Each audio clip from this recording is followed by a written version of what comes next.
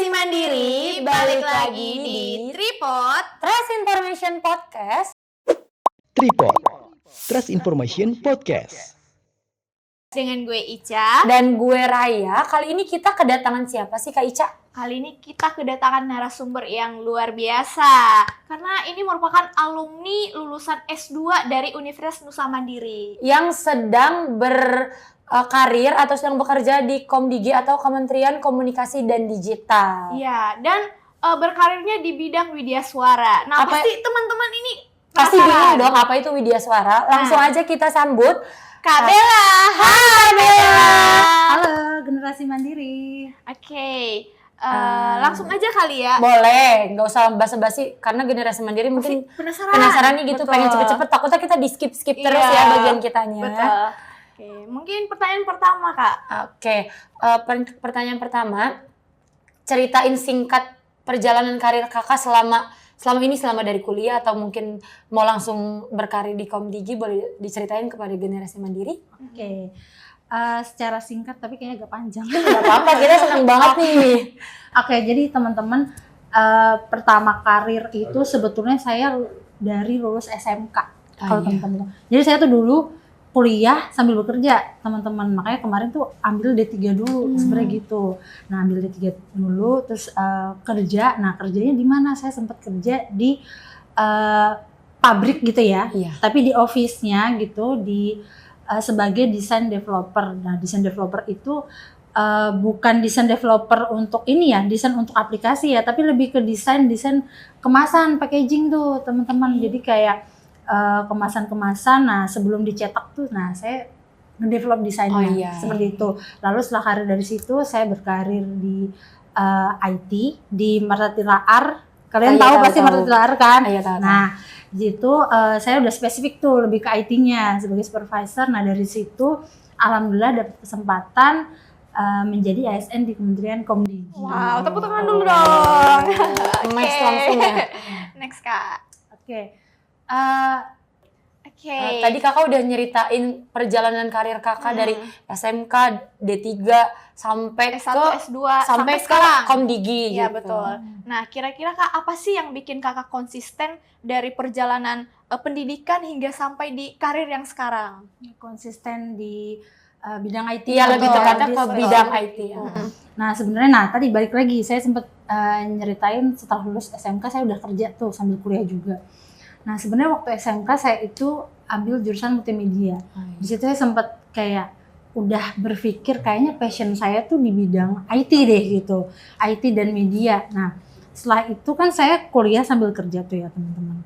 Waktu kuliah saya D3 ambil jurusan manajemen informatika.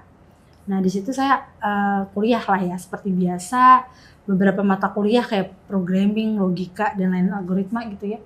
Saya ngerasa kayak kok saya bisa ya ngikutinnya gitu ya. Udah menemukan jalan lah ya. Setiap praktek apa tuh kayaknya saya kok gampang banget ya. Ternyata kayaknya saya mau passionnya di sini deh. Menemukan gitu. titik lah ya. Menemukan titik tuh. Akhirnya pada saat D3 itu semakin yakin kalau memang kayaknya passionnya di bidang IT nih. Kayaknya gue cocok nih ya gitu lah ya Kak. Nah terus habis itu D3 lulus ini masih sambil kerja ya teman-teman ya, sambil kerja. Terus habis itu saya setelah lulus D3 lanjut S1. Nah udah tahu kan gambarannya manajemen informatika. Oke, S1-nya saya ambil sistem informasi. Nah sama kayak waktu D3, waktu saya kuliah juga kayaknya semua kok kayaknya enak banget nih gitu. Kayaknya saya cocok nih di bidang IT gitu kan ya. Setelah itu S1 lulus, alhamdulillahnya tadi balik lagi ke cerita yang pertama ya soal karir.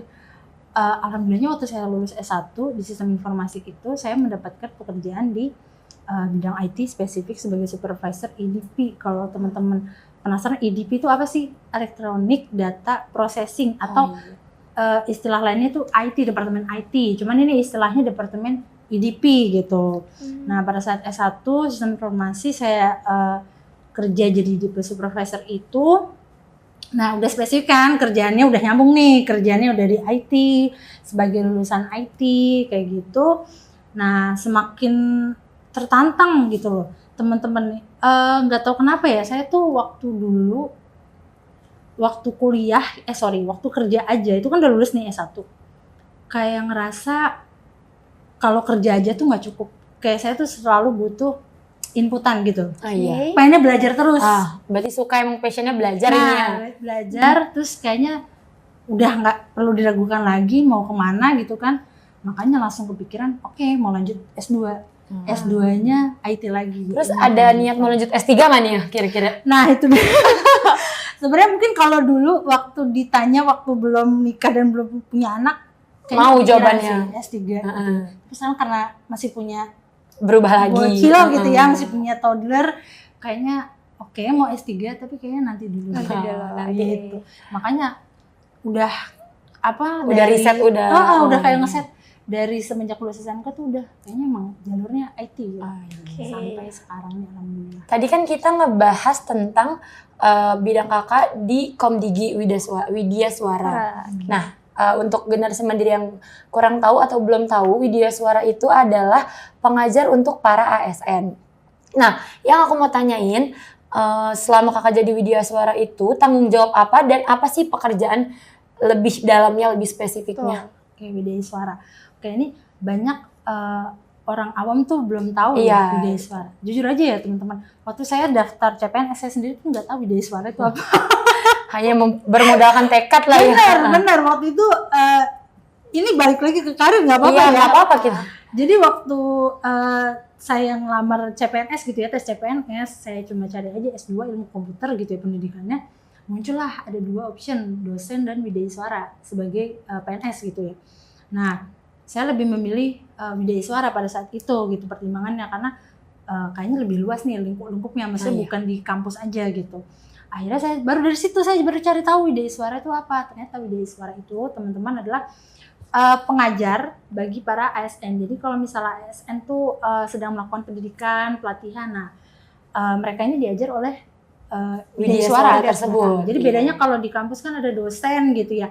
Nah kalau di dunia pemerintahan ada namanya Widya Suara. Jadi singkatnya kita biasanya WI nyebutnya gitu, WI disingkatnya gitu supaya lebih mudah seperti itu. Jadi dia lebih ke mendidik, mengajar dan melatih ASN yang mau sertifikasi atau ya sertifikasi, latihan pangkat, diklat. latihan diklat ya Oke. betul kayak gitu. Nah, kalau tadi kita ngomongin basic, maksudnya ini skillnya kakak ini di bagian IT. Nah, kira-kira menurut kakak nih, apa sih kesalahan paling umum yang sering dilakukan di khususnya bagian bidang digital? Bidang digital paling umum ya mungkin yang paling gampang itu yang mungkin kita sering lakuin tapi nggak sadar ya, password.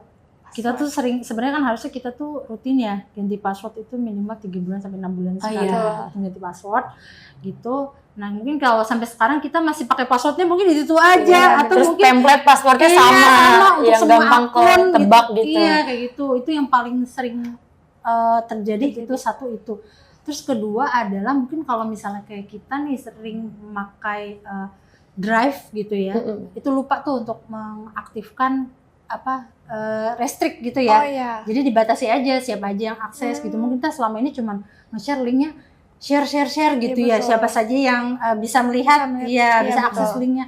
Nah itu yang kedua yang lebih mungkin agak middle yang kita lupa sering terjadi tuh itu juga sih gitu. Itu contoh-contoh simpelnya sih kayak gitu sih itu di dunia digital. Tadi kan kakak bilang awal berkarir itu di perusahaan-perusahahan swasta ya kayak Marta Tilaar gitu. Sampai sekarang kakak berkarir di negeri di apa namanya di pemerintahan. Ya. Itu tuh ada yang ngerasa kayak aduh challenging banget nih kayak atau culture shock atau apapun gitu ya. Sebenarnya culture shock ya. Benar.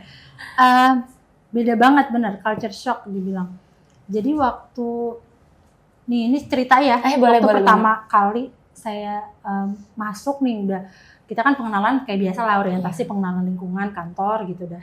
Setelah itu kita duduk pada saat itu ya waktu itu kebetulan mungkin yang lain senior juga sedang sibuk dengan masing-masing. Udah tuh duduk aja tuh di meja kerja kayak bingung mau ngapain gitu ya.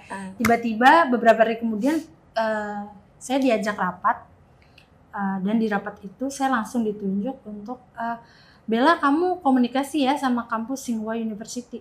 Hah? Gimana caranya langsung gitu kan? Langsung gitu. aja gitu ya kayak hah gimana caranya gitu ya.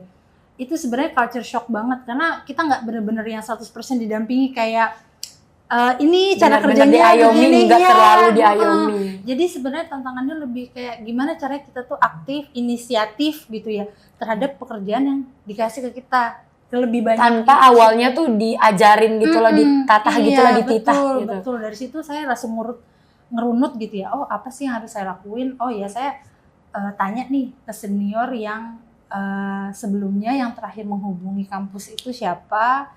Baru deh saya belajar dari dia gitu. Dan itu aktif sendiri aja nih, Itu kita harus nyari informasi sendiri gitu, nggak ada yang nyuapin atau kita benar-benar nyari semuanya sendiri gitu lah ya. Itu culture shocknya itu seperti itu sih, itu yang masih saya ingat sampai sekarang. Masih ngebekas lah ibaratnya gitu ya. Kayak, oh ini nih yang bikin gua kegok lah gitu ya. Iya benar gitu. Oke, berikutnya Kak, aku mau nanya hal pertama apa menurut Kakak yang harus disiapkan kalau ingin berkarir di bidang IT? Hal pertama yang perlu disiapkan di bidang IT ya, satu banget teman-teman itu harus selalu mengembangkan kompetensi ya, karena kan teknologi kita kan terlalu cepat ya, Iya, perubahannya tuh cepat berkembang banget, cepat. berkembang terus ya. Skill yang teman-teman punya sekarang tuh belum tentu relevan di tahun depan. Betul. Jadi teman-teman harus upgrade terus tuh yang namanya teknologi gitu ya, supaya nggak ketinggalan lah, intinya kayak gitu. Takutnya yang teman-teman pelajari ternyata udah ketinggalan Iya, beberapa tahun benar, lalu gitu. benar. Jadi harus lebih up to date aja ya Kak Iya. sama teknologi-teknologi gitu.